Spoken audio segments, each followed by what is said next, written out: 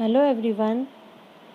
आज हम लोग यूरोप में समाजवाद और रूसी क्रांति का 4th पार्ट पढ़ेंगे, जिसका नाम है अक्टूबर के बाद क्या बदला। बच्चों, बोल्शेविक निजी संपत्ति की व्यवस्था के पूरी तरह खिलाफ में थे। उन्होंने ज़्यादातर उद्योगों और बैंकों को नवंबर 1917 में राष्ट्रीयकरण कर दिया। मतलब ज़्यादातर उद्योगों का और बैंकों का राष्ट्रीयकरण कर दिया गया। जमीनों को सामाजिक संपत्ति घोषित कर दिया। किसानों को सामंतों की जमीनों पर कब्जा करने की खुली छूट दे दी गई। शहरों में बोल्शेविकों ने मकान मालिकों के पर्याप्त हिस्सा छोड़कर उनके बड़े बड़े मकानों के छोटे छोटे हिस्से कर दिए, जिससे वो ज़रूरतमंद लोगों को रहने की जगह दे सकें। अभिजात वर्ग के द्वारा अब पुरानी पदवियों के इस्तेमाल पर रोक लगा दी गई। सेना और सरकारी अफसरों की वर्दियों में परिवर्तन कर दिया गया और 1918 में एक परिधान प्रतियोगिता आयोजित की गई, जिसमें सोवियत टोपी का चुनाव किया गया। ये देखिए चित्र में टोपी बनी हुई है, जो ये आदमी पहन के खड़ा है। इस प्रकार की टोपियों का चुनाव कर दिया गया। बोल्शेविक पार्टी का नाम बदलकर रूसी कम्युनिस्ट पार्टी कर दिया गया। ये भी सबसे बड़ा बदलाव हुआ उसमें। नवंबर 1917 में बोल्शेविकों ने संविधान सभा के लिए चुनाव कराए, लेकिन इस चुनाव में उन्होंने बहुमत प्राप्त नहीं कर पाया और जनवरी 1918 में असेंबली ने बोल्शेविकों के प्रस्ताव को खारिज कर दिया और लेनिन ने असेंबली बर्खास्त कर दी। मार्च 1918 में अन्य राजनीतिक सहयोगियों की असहमति के बावजूद बोल्शेविकों ने ब्रेस्ट लिटोव्स्क में जर्मनी से संधि कर ली।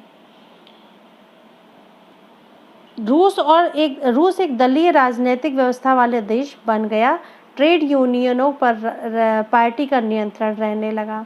बहुत सारे युवा लेखक और कलाकार पार्टी की तरफ आकर्षित हुए और आगे चलकर अक्टूबर 1917 के बाद ऐसे कलाकारों और लेखकों ने कला और वास्तुशिल्प के क्षेत्र में नए कार्य करने प्रारंभ कर दिए। धीरे धीरे गृह युद्ध की स्थिति बनने लगी। जब बोल्शेविकों ने जमीन के पुनर्वितरण का आदेश दिया तो रूसी सेना टूटने लगी। इससे रूसी सेना पर बहुत असर हुआ और ज़्यादातर जो सिपाही किसान थे वो भागने लगे अपने घर की ओर, क्योंकि वो भूमि का पुनर्वितरण के लिए घर जाना चाहते थे। गैर बोल्शेविक समाजवादियों, उदारवादियों और राजशाही के समर्थकों ने बोल्शेविक विद्रोह की निंदा करना प्रारंभ कर दी। उनके नेता जो थे वो दक्षिणी रूस में इकट्ठे होकर बोल्शेविकों से लड़ने के लिए टुकड़ियां बनाने की योजनाएं बनाने लगे। 1918 से 1919 में रूसी साम्राज्य के ज़्यादातर हिस्सों पर सामाजिक क्रांतिकारियों, ग्रीन्स कहलाता था समाजवादी क्रांतिकारी, ठीक है। तो सामाजिक क्रांतिकारी ग्रीन्स और जार समर्थक व्हाइट कहलाते थे, इनका नियंत्रण हो रहने लगा। उन्हें फ्रांसीसी, अमेरिकी, ब्रिटिश और जापानी टुकड़ियों का भी समर्थन मिल रहा था। ये सभी शक्तियां रूस के समाजवाद को फलते फूलते देखना नहीं चाहती थीं और परिणाम क्या हुआ कि ये टुकड़ियां जो थी बोल्शेविकों के बीच में चल रहे गृह युद्ध के दौरान लूटपाट करने लगीं, डकैती करने लगीं, भुखमरी जैसी समस्याओं का यहाँ पर विस्तार होने लगा। व्हाइट्स मतलब जार समर्थक जितने थे वो निजी संपत्ति के हिमायती थे। उन्होंने जमीन पर कब्जा करने वाले किसानों के खिलाफ काफ़ी सख्त रवैया अपनाना शुरू कर दिया। इन हरकतों के कारण गैर बोल्शेविकों के प्रति जन समर्थन और तेजी से घटने लगा और जनवरी 1920 तक भूतपूर्व रूसी साम्राज्य के ज़्यादातर हिस्सों पर बोल्शेविकों का नियंत्रण बनना शुरू हो गया। आंशिक रूप से इसी समस्या को निपटने के लिए ज़्यादातर गैर रूसी राष्ट्रीयताओं को सोवियत संघ दिसंबर 1922 में रूसी साम्राज्य में से बोल्शेविक द्वारा स्थापित किया गया राज्य के अंतर्गत राजनीतिक स्वायत्तता दे दी गई। स्वायत्तता यानी किसी प्रकार का अधिकार, लेकिन क्योंकि बोल्शेविकों ने स्थानीय सरकारों पर कोई अलोकप्रिय तथा सख्त नीतियां जैसे घूमंतवाद की रोकथाम की कड़ी कोशिश थोप दी थी, इसलिए विभिन्न राष्ट्रीयताओं का विश्वास जीतने के प्रयास आंशिक रूप से सफल हो गए। घूमंतवाद कहलाते, अभी हमने इनका आपको शब्दार्थ भेजा था। घूमंतवाद होते थे जो खाना बदोश टाइप के होते थे, जो अपनी जीविका जीने के लिए इधर से उधर भटकते थे, और स्वायत्तता वाले लोग होते थे जो अपना निर्णय खुद ले सकते थे। तो इस प्रकार से वो सफल होने लगे थे। इसके बाद टॉपिक आता है समाजवादी समाज का निर्माण। गृह युद्ध के दौरान बोल्शेविकों ने उद्योगों और बैंकों के राष्ट्रीयकरण को बनाए रखा। उन्होंने किसानों को उस भूमि पर खेती करने की छूट दे दी जिसका समाजीकरण किया जा चुका था। जब्त किए गए खेतों का प्रयोग बोल्शेविक यह दिखाने के लिए करते थे कि इनमें सामूहिकता क्या होती है। शासन के लिए केंद्रीकृत नियोजन की व्यवस्था लागू कर दी गई। इस आधार पर वे 5 साल के लिए लक्ष्य निर्धारित कर देते थे। इसी आधार पर उन्होंने पंचवर्षीय योजना प्रारंभ कर दी। पहली 2 योजनाओं के दौरान औद्योगिक विकास को बढ़ावा देने के लिए सरकार ने सभी प्रकार की कीमतें जो थी वो स्थिर कर दी, यानी एक स्थिर कर दी। केंद्रीकृत नियोजन के आर्थिक विकास को काफ़ी गति मिली। औद्योगिक उत्पादन बढ़ने लगा और उसके साथ साथ बहुत सारे औद्योगिक शहर जो थे वो अस्तित्व में आने लगे। लेकिन जब तेज निर्माण कार्य के दबाव में क्या हुआ, कार्य स्थितियां खराब होना शुरू हो गईं। मैग्निटोगोस जो शहर था वो एक स्टील संयंत्र का निर्माण कार्य 3 साल के भीतर पूरा कर चुका था। इस दौरान मजदूरों को बड़ी सख्त जिंदगी गुजारनी पड़ी, जिसका नतीजा ये हुआ कि पहले ही साल में 550 बार काम रुका। रिहायशी क्वार्टर जो थे वो जाड़ों में शौचालय जाने के लिए 40 डिग्री से कम तापमान वाले लोग भी 4थी मंजिल से उतरकर सड़कों को पार दौड़कर जाया करते थे। एक विस्तारित शिक्षा व्यवस्था की गई और फैक्ट्री कामगारों एवं किसानों को विश्वविद्यालय में दाखिला दिलाने के लिए खास इंतजाम किए गए। महिला कामगारों के बच्चों के लिए फैक्ट्रियों में बालवाड़ियां खोल दी गईं। सस्ती स्वास्थ्य सेवा उपलब्ध कराई गई। मजदूरों के लिए रिहायशी मकान बनाए गए। लेकिन इन सारी कोशिशों के नतीजे सभी जगह एक जैसे नहीं रहे, क्योंकि सरकारी संसाधन तो बहुत सीमित ही थे। इसके बाद आता है स्टालिनवाद और सामूहिकीकरण। स्टालिनवाद और सामूहिकीकरण का स्टालिन रूस की एक कम्युनिस्ट पार्टी का नेता था। उसने लेनिन के बाद पार्टी की बागडोर अपने हाथ में ले ली थी। 1927 से 1928 के आसपास रूस के शहरों में अनाज का भारी संकट पैदा हो गया। सरकार ने अनाज की कीमतें तय कर दी। उससे ज़्यादा कीमतों पर कोई अनाज नहीं बेच सकता था, लेकिन किसान उस कीमत पर सरकार को अनाज बेचने के लिए तैयार नहीं थे।